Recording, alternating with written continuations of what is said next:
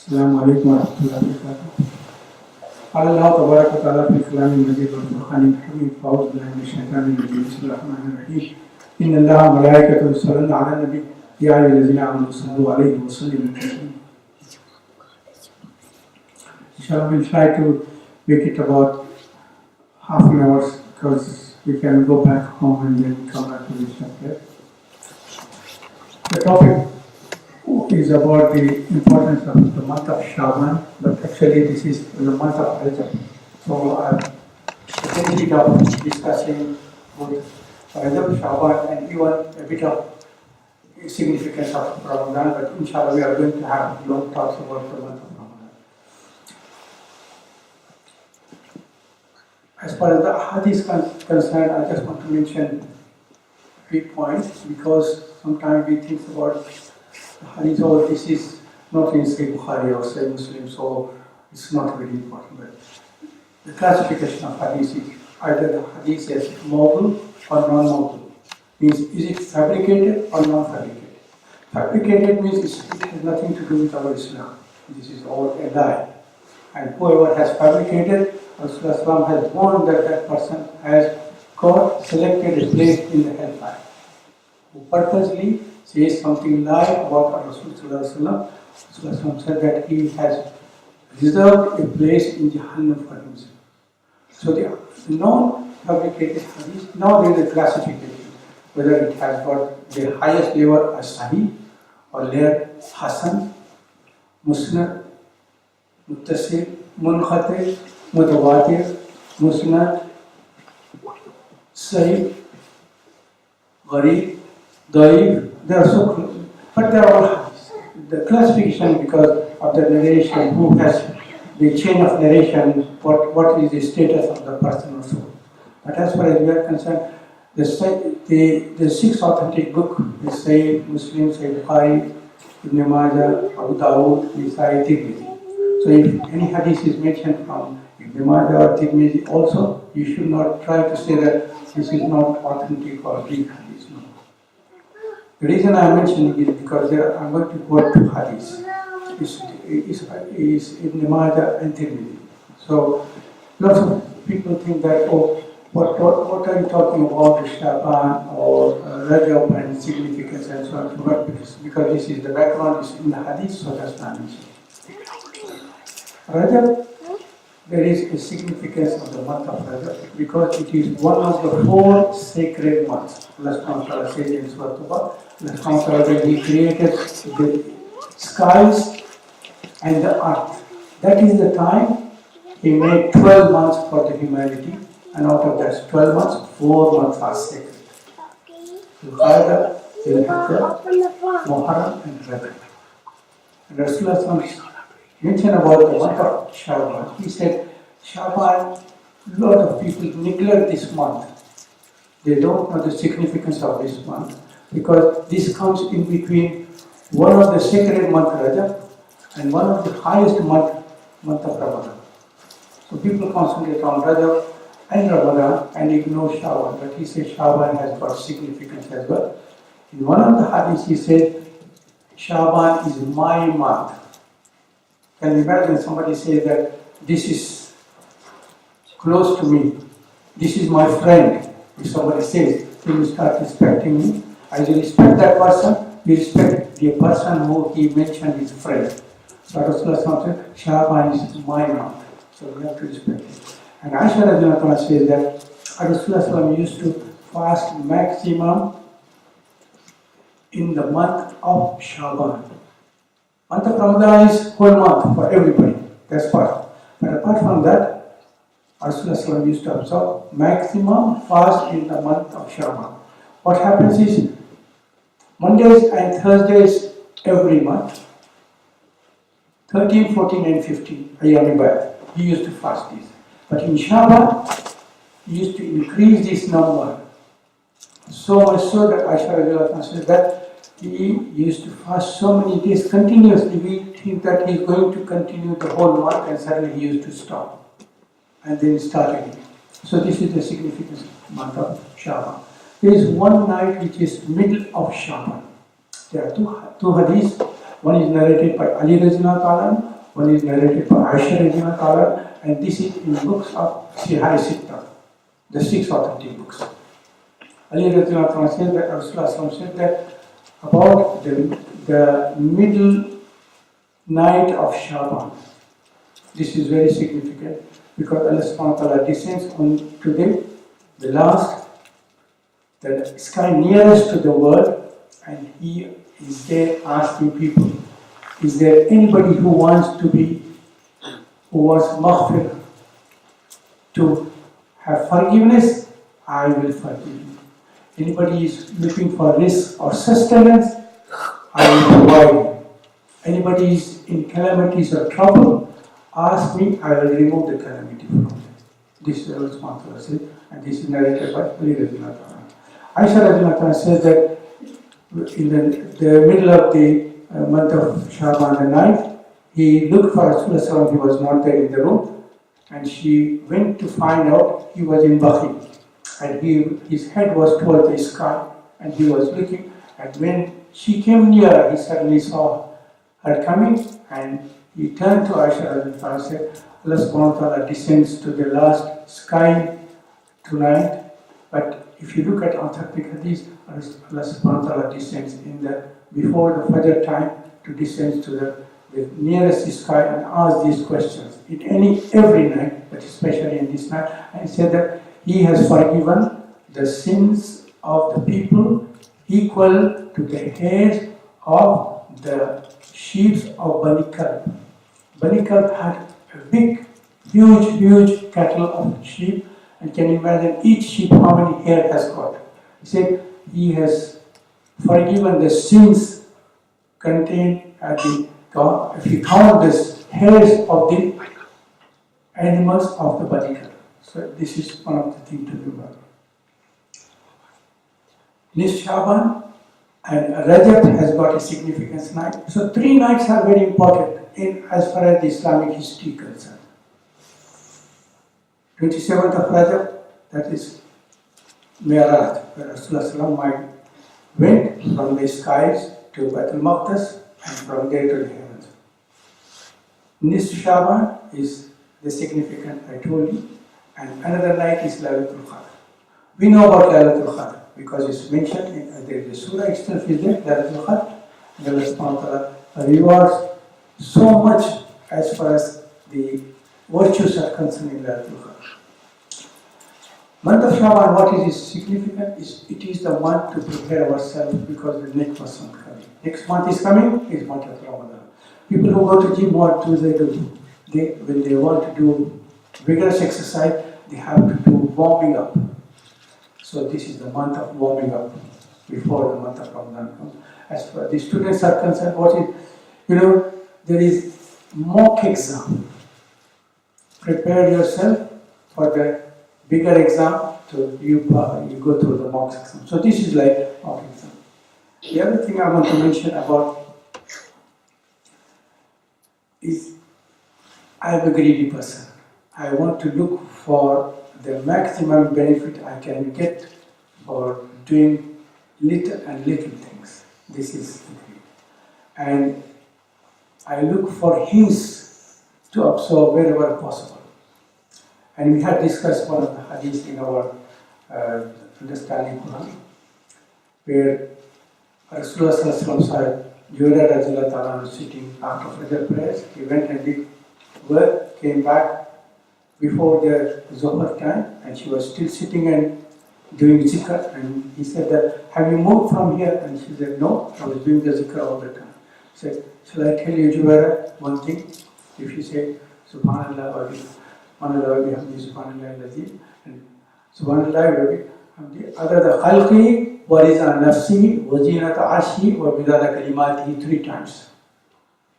Then you will get the same reward what you have been doing all these hours. So can you imagine just to say 3 things and its abundance of virtues coming. Subhanallah wa bihamdi, adada khalqi, wa riza nafsi, wa zinata arshi, wa bidada kalimatihi. So I am looking for hints where can I get this one. So looking at this one, I just want to mention about Laylatul Qadr. Abu Zar Ghafari Razillah Ta'ala, very close friend of Rasulullah. There is a tabi called Mursad. He came to Abu Zar Razillah Ta'ala. He said that, tell me about Laylatul Qadr. He said, very good question you asked, because I have spent time with Rasulullah about this. He said, I'll tell you the whole story. He said, I went to Rasulullah and asked about Laylatul Qadr. He said, Rasulullah, is it limited to the Anbiya or is it not limited to Anbiya, to everybody? He said, no, it's not limited to Anbiya, it is for everybody. He said, is it during your lifetime or even after your life? He said, even if after my life till the end of this world. So he said about all the benefits. Then he said, how can I find Laylatul Qadr? He said, Laylatul Qadr is in whole of the month of Ramadan. I want to tell you about what happened.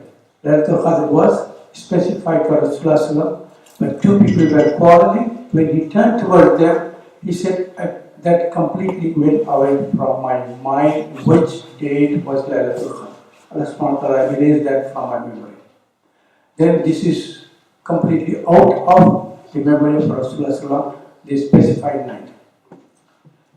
Then Abu Dawud said, when is Laylatul Qadr? He said, look for it in the month of Ramadan. Rasulullah was busy, he came again to ask, could you please specify? He said, first 10 or the last 10 nights. And he was busy again. And he thought, let me come again. And next time he came and asked, could you please specify? He said, last 10 nights or odd nights of the last 10. Then don't ask any more question.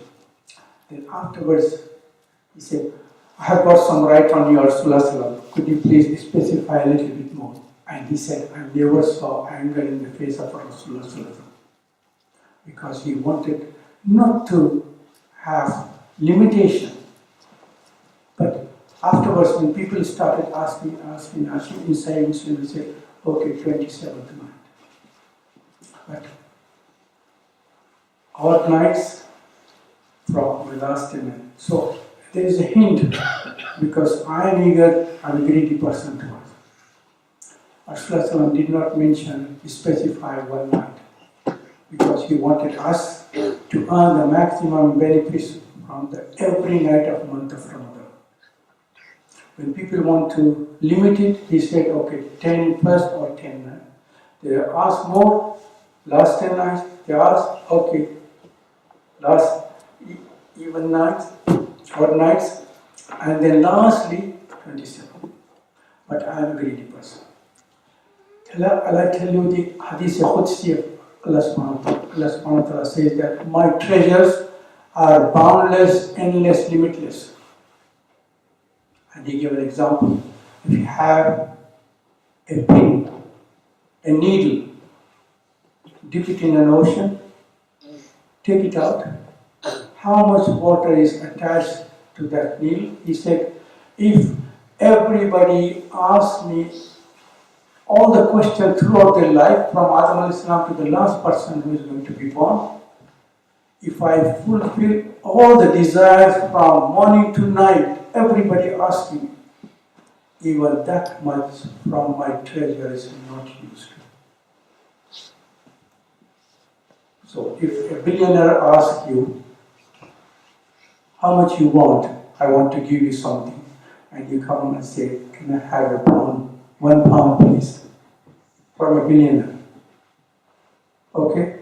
And Allah subhanahu wa ta'ala in Hadith Qudsi saying that his treasures are boundless, endless and limitless. And if he fulfills all the desires from the morning to the evening of all the creation from Adam al-Islam to the last person who is going to be born, even this much is not spent from my ocean of treasure. And if we limit to one night, I am a greedy person. I say the first night of Ramadan comes, Allah subhanahu wa ta'ala make this night Laylatul Qadr for me, and reward the virtues of Laylatul Qadr this night. Second night comes, I said, Allah subhanahu wa ta'ala, make this Laylatul Qadr for me, grant all the virtues of Laylatul Qadr this night. So every night of the month of Ramadan, I ask Allah subhanahu wa ta'ala to reward me to the virtues of Laylatul Qadr. So why do you want to limit to 27 when you can get from the one whose treasures are boundless and endless and limitless? So this is my message for you. Please go with this one.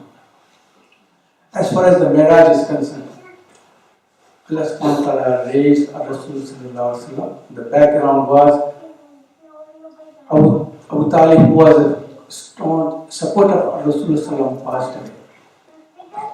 Khadija Razillahu ta'ala passed away.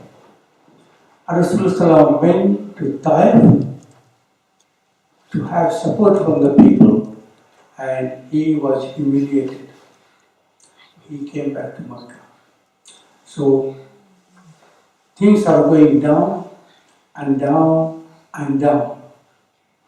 And Allah subhanahu wa ta'ala said that, oh my beloved, my prophet, don't be despaired. I am going to raise you, raise you, raise you, raise you, high, high, high, and then Baitul Maqdis, travel from Baitul Maqdis to Arsh. And so close, Jibreel Islam said that I cannot cross the Sidratul Muntaha. If I cross, my wings will be burned. And he was elevated from that position, crossed, and came near to Allah subhanahu wa ta'ala, sat in front of Allah subhanahu wa ta'ala, had a conversation, what we do, At-Tahiyyatu Lillahi Salawatu. This is what is doing. So closest.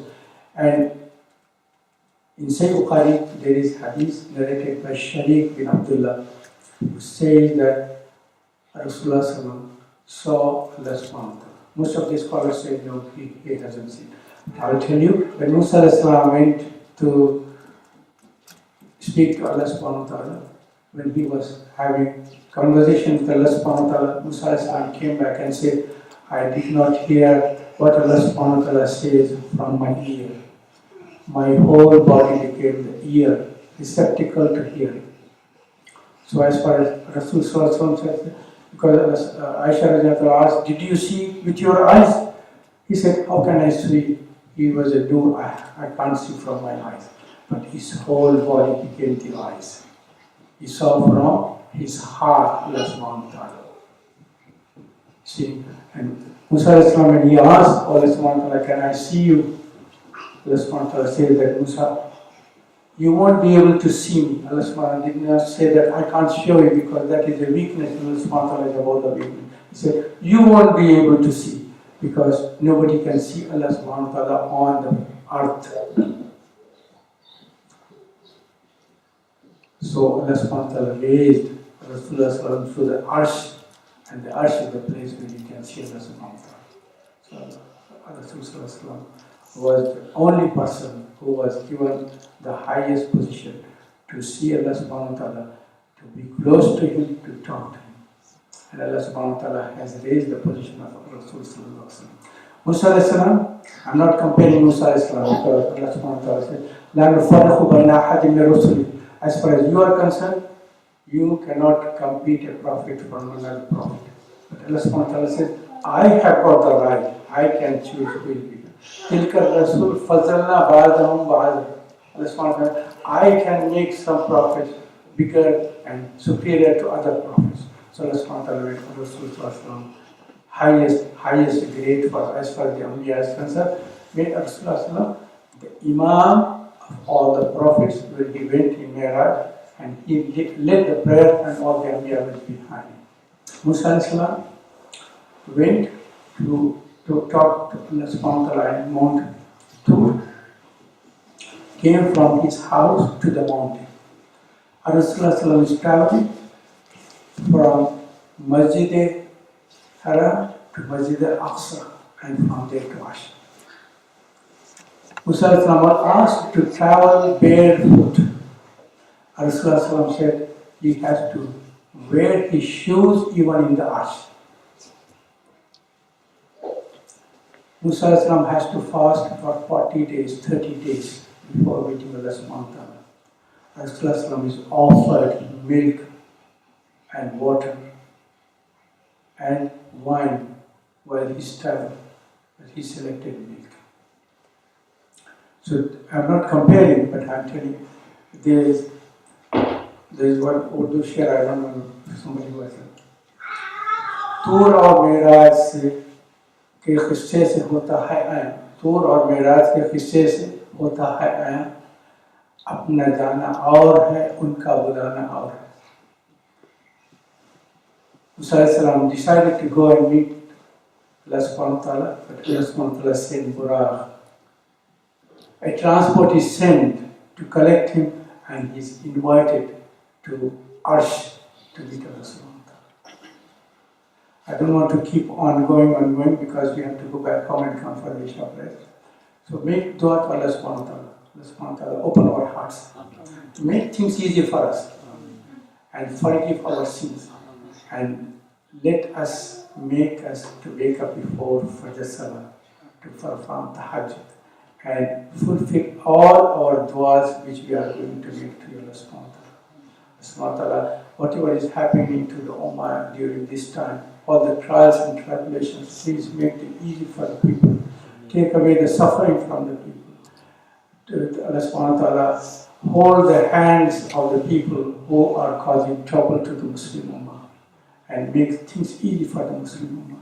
Allah subhanahu wa ta'ala lead us to earn halal and to teach our children what is the best for this world and the hereafter. Subhanakallahumma wa bihamdika, ashhadu an la ilaha illa anta, astaghfiruka.